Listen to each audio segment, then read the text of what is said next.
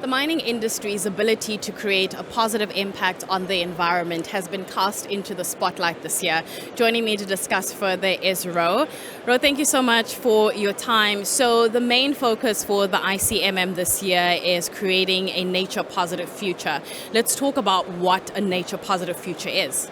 Nature-positive mining, people think that's an oxymoron, can't be done, but it can. If we can demonstrate that where we mine, nature will be no worse off because we are there, that's a nature-positive future. Now, the world has recognized through the Global Biodiversity Framework that we must halt and reverse the loss of nature. 1 million species are at risk of extinction, and mining has a long history of both positive and negative actions on nature. The commitment that ICMM members have made is that at all sites that we operate, by the time we close them, there will be no net loss of biodiversity relative to a 2020 baseline. That's so important because people want the confidence that although the metals we produce are so critical, we're not going to leave nature worse off as a result of our mining activities. And we go beyond our own operations to make sure that our suppliers are also measuring their impact and dependency on nature. So the net result is, when we look back in 10 years, we can say that the mining industry was part of the solution, not just part of the problem. With that said then, I mean, you've made some positive statements there, some strong statements. How do we rectify the damage of the past? First, by recognizing that we have caused damage. And that's maybe a slightly controversial thing to say because it's not easy for us to acknowledge that as an industry, we haven't always gotten things right. But it's plain for everybody to see. There are thousands of abandoned mines. There are many floodplains that are contaminated with metal waste, and that's because of poor practices of the past. So by acknowledging it, we can hold ourselves accountable and allow others to hold us accountable. Part of our commitment is that members will disclose their performance on the metrics that we have set out and that they will obtain external assurance over those disclosures. That's a core part of being a responsible mining company, is that you make your performance transparent and others can hold you to account.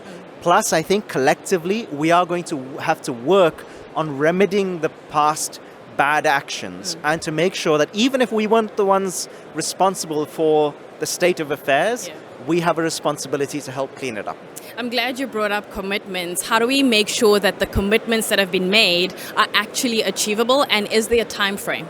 You know, we spent 2 years working on these commitments. These weren't just things we came up on the spur of the moment because we had to work through the practical detail of what it's going to take to deliver them. Because I think generally in the world, people have gone out and made commitments without having thought about how they will be delivered. That's not the case with us.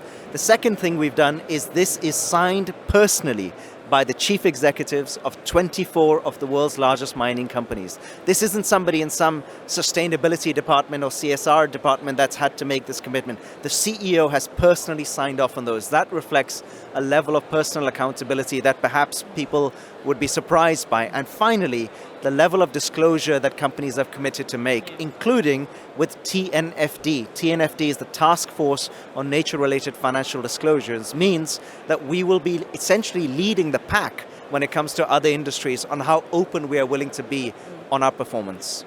Greenwashing is one of the main issues that comes to the fore, especially in the ESG space. How do we take everything that you've just said and use it as an opportunity to address that? We have no time for greenwashing. And if people think that we're in the business of greenwashing, they absolutely should raise that objection, and we will make sure that we address it very clearly. Because the point of doing this is to say, here's what we are prepared to do, here are the actions we're going to take, and here's how we will demonstrate to you whether or not we have met those actions. So for example, in our disclosures, members will say, on this measure, I'm not yet fully meeting the expectation. And here's what I'm going to do to close that gap.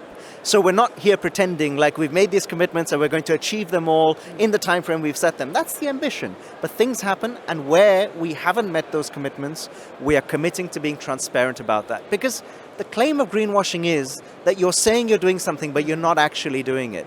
And I think we can have a grown-up conversation about the fact that doing these things is hard. And sometimes with the best will in the world, you're not going to get to where you thought you would. So for us, transparency and accountability is at the heart of this commitment and every other commitment that ICMM has made, and we have no tolerance for greenwashing. Transparency and accountability, Ro. Thank you so much for your time. My pleasure.